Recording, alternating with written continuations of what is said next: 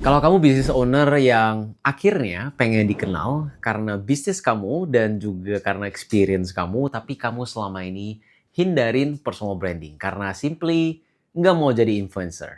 Nah, di video ini aku bakal ngebahas 5 langkahnya. Kebanyakan advice soal personal branding di luar sana itu dibuat buat orang yang fokus in going viral. Dan itu justru kenapa personal branding nggak jalan buat kamu. Karena hari ini aku bakal nunjukin kebalikannya. Gimana caranya kamu bisa dikenal tanpa harus pernah perform atau pura-pura jadi orang lain. Nah, aku sering banget ketemu business owners yang udah punya bisnis solid, omsetnya ratusan sampai miliaran rupiah per bulan. Tapi kalau kamu search nama mereka di Instagram atau dimanapun, nggak nemu apa-apa tentang mereka. Zero presence. Dan waktu aku tanya kenapa, jawabannya ada dua. Yang pertama, memang nggak mau visible aja. Nggak mau ada personal brand, karena bisnisku itu udah bisa jalan tanpa aku punya personal brand. And that's okay. Yang kedua, mereka mau bangun personal brand dan tahu banget kalau dengan personal branding yang kuat, itu bisa ngebantu bisnis mereka. Tapi mereka selalu bilang, aku nggak mau jadi orang yang harus posting terus-menerus dan di kamera terus. Aku nggak mau jadi influencer dan aku juga bukan influencer. Aku cuma mau jalanin bisnis aku. Alright, please listen to this. Pengen dikenal sama pengen jadi influencer itu dua hal yang berbeda banget. Kamu bisa punya yang satu tanpa harus punya yang lainnya. Nah, video ini adalah sistem 5 langkah yang aku pakai buat bantu business owners like you become the obvious choice di industri kamu tanpa harus jadi content creator. Langkah pertama, foundation. Sebelum kamu posting apapun buat personal brand kamu, jawab ini dulu. Siapa sih specifically yang kamu coba jadi obvious choice buat your audience? Bukan semua orang yang bisa kepake produk aku. Bukan siapapun yang follow aku. Tapi satu orang spesifik dengan masalah yang spesifik yang cuma kamu yang paling pas buat nyelesain hal ini. Nah, kalau ini belum kejawab dulu, semua yang nantinya kamu post bakal berantakan. Beda topik tiap minggu, beda gaya bicara, beda audiens yang ketarik. Karena kamu belum punya teritori yang kamu miliki di kepala orang. So, if you are not sure, ini tes yang aku pakai. Work backwards. Tanya diri kamu, how does the world look if I already succeed in building my personal brand? Get specific on that. Contoh, aku jadi orang yang dicari atau ditelepon duluan kalau orang butuh bantuan atau produk atau service yang spesifik ini yang aku offer di industri aku. Top of mind. Now, that's your authority territory. Ini bukan niche. Niche itu market. Ini posisi di dalam market itu. Di mana begitu orang mikirin masalah spesifik itu, mereka kepikiran kamu duluan. Dan begitu kamu punya itu, pertanyaan berikutnya itu bukan aku harus posting apa ya, tapi udah lebih ke cerita apa yang bikin authority territory aku ini nggak terbantahkan. And that's step 2. Langkah kedua adalah naratif. Nah, kalau foundation kamu itu ngasih orang lain tahu apa yang kamu kerjain, naratif kamu itu ngasih tahu ke mereka kenapa mereka harus ingat sama kamu. Ini bukan soal punya backstory yang dramatis, ini soal bisa jawab satu pertanyaan dengan jelas. Apa yang kamu percaya? Yang kebanyakan orang di industri kamu itu nggak percaya, cuma kamu yang percaya. Nah, aku nyebut ini namanya signature thesis kamu. Punyaku simple. Kamu nggak perlu jadi influencer buat bangun personal brand yang kuat. Kamu perlu jadi the obvious choice. Setiap konten yang aku buat, sadar atau nggak sadar, selalu balik lagi ke belief itu. Dan itu yang bikin orang ingat sama aku.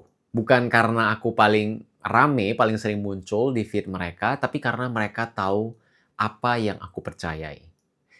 Now, here's the thing. Thesis ini nggak muncul dari mikir doang di kamar pas sendiri. Punya aku itu muncul dari lihat langsung business owners di Indonesia yang jago banget di bidangnya, tapi mereka kalah sama kompetitor mereka yang biasa-biasa aja, yang kurang oke dari mereka bahkan. Hanya simply karena kompetitor mereka itu lebih visible, lebih kelihatan. Itu yang bikin aku nggak bisa diem. Itu katalisnya. And you have to find yours. Apa sesuatu yang kamu lakuin berbeda yang justru berhasil waktu semua orang bilang kamu harus lakuin dengan cara ini yang normally dilakukan sama orang lain. Nah, biasanya di situ tesis kamu ketemu. Kamu nggak perlu ciptain tesis yang baru, kamu hanya perlu aware of that. Nah, di sini kebanyakan orang stuck. Mereka udah tahu foundation-nya, udah tahu cerita mereka, terus mereka freeze pas waktunya itu beneran untuk show up. Karena show up kedengarannya jadi kayak performer. So, let's fix that. On langkah ketiga, presence. Ini bagian yang paling sering bikin business owner tuh ragu-ragu buat mulai. Jadi, sekarang kita akan bahas langsung. Influencer bangun reach dengan menjadi entertaining. Authority, kita bangun influence dengan cara dipercaya. Beda tujuan, beda cara mainnya, beda konten juga most of the time. Kamu nggak perlu dance di Reels. Kamu nggak perlu ikutin tren audio yang lagi viral. Kamu nggak perlu posting tiap hari layaknya content creator kebanyakan.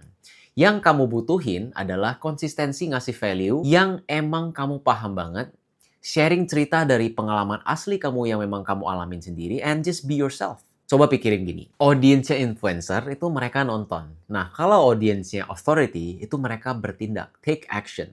Mereka implementasiin apa yang kamu bilang. Mereka ngereferensiin kamu, mereka beli dari kamu. Itu nggak dibangun lewat entertainment. Itu dibangun lewat expertise yang ditunjukin secara konsisten dengan suara kamu sendiri. Now, let me coba kasih contoh nyata. Waktu aku baru bergabung di sebuah komunitas untuk business owners, aku nggak datang buat jualan. Di tiap pertemuan sama business owners yang lainnya, aku selalu sharing ilmu personal branding secara cuma-cuma. Nggak nahan-nahan biar bisa upsell. Aku beneran bantu all in, 1000%. Nah, gak lama kemudian orang-orang di komunitas itu mulai sharing ke sesama business owners lainnya. Kamu udah pernah meet up belum sama si Bril? Dia, wah pokoknya top tier banget soal personal branding. Dan dia nggak pelit ilmu. Coba aja ketemu dulu ngobrol. And that has opened up so many opportunities for me. Ini juga kenapa own attention lebih penting daripada rented attention. Kamu nggak lagi main di algorithm game. Kamu lagi bangun trust yang compound. And that's far more valuable. So guys, remember, kamu nggak harus pura-pura jadi someone else. Atau ngubah jadi diri kamu untuk jadi lebih visible hanya untuk dapat visibility ini. Setiap business owner yang aku temui, mereka punya unique selling point masing-masing. Punya karakter dan personality traits yang beda-beda. Yang buat kalian itu special. Kalian punya years of experiences dan cerita yang menarik banget yang harusnya diceritain. You don't have to perform. You just have to show up credible. Nah, mungkin akan ada juga yang nanya kayak, Bril, jadi kalau nggak perform, kamu nggak ngejar-ngejar viral, terus gimana orang nemuin jalan buat kerja sama dengan kamu? Nah, that's step 4. Langkah keempat adalah capture. Ini bagian yang jarang dijelasin dengan benar. Attention doang itu jarang convert. Kamu butuh jembatan antara mereka yang kenal sama aku, sama mereka yang kerja sama aku. Nah, di Indonesia, funnel ala barat itu kadang kerasa maksa. Book a call now, limited spots. Itu biasa kerasa agresif di budaya kita. Yang lebih natural itu adalah percakapan. DM yang jujur. Flow-nya simple banget. Acknowledge apa yang mereka bilang. Jangan langsung jualan, begitu aja. Terus mirror situasi mereka balik ke mereka. Biar mereka ngerasa dimengerti dulu, bukan dijual. Terus pelan-pelan transition secara natural ke percakapan yang lebih dalam, lebih deep. Contohnya, boleh nggak kalau aku share gimana kita udah selesain ini buat orang di situasi yang mirip sama situasi kamu. And that's an invitation, not a pitch. Dan ini bagian yang ngerubah cara kamu mikirin ini semua. Most likely, audience yang paling valuable, yang biasanya nonton kamu sekarang itu, mereka diem, mereka nggak ngapa-ngapain. Mereka nggak komen, jarang atau bahkan nggak pernah like any of your posts at all, nggak pernah engage. Mereka lagi evaluasi. Dan pas mereka siap, they usually will reach out to you and ready to work with you.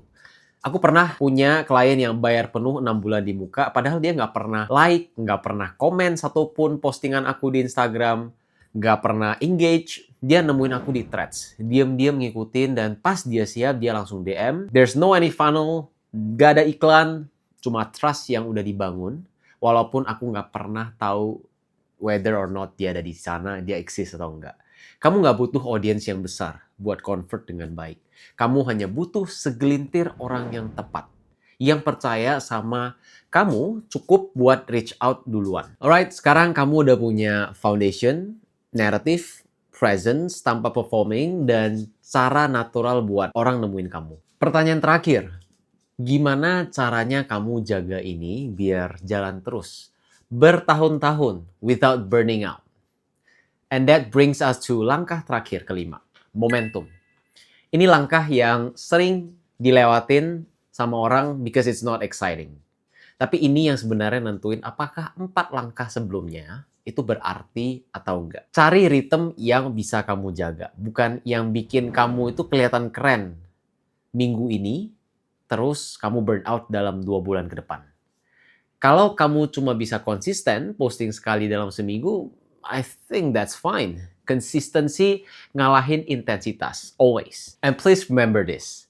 Awal-awal ini bakal terasa flat, lambat, kayak nggak ada yang terjadi.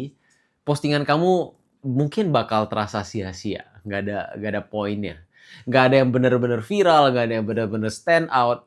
And that's okay. Karena honestly, sometimes I also feels like that. Aku posting tentang personal brand secara konsisten, berbulan-bulan, hampir setengah tahun, hampir setahun bahkan sebelum akhirnya aku ketemu sweet spot-nya. Sebelum akhirnya aku sign my first client. Dan akhirnya diundang untuk menjadi speaker di acara-acara ngomongin tentang personal brand. Personal brand for business owners yang bagus itu bukan yang kontennya paling polish atau yang paling banyak views atau likes. Personal brand for business owners yang bagus itu adalah personal brands yang tetap show up, tetap consistent, long after the excitement di awal itu udah hilang. Now, aku bakal ngulang-ulang ini terus sampai kamu bosen. But really, kamu nggak perlu jadi influencer buat dikenal. Kamu nggak perlu perform buat bangun trust. Yang kamu butuhin itu adalah foundation yang beneran kamu percaya, cerita yang beneran punya kamu, cara show up yang nggak buat kamu kehilangan your real self, natural bridge ke orang-orang yang kamu butuh, dan kesabaran buat biar ini semua compound, step by step, dikit demi dikit. Ini personal brand yang bisa kamu bangun dan tetap berasa kayak diri kamu sendiri.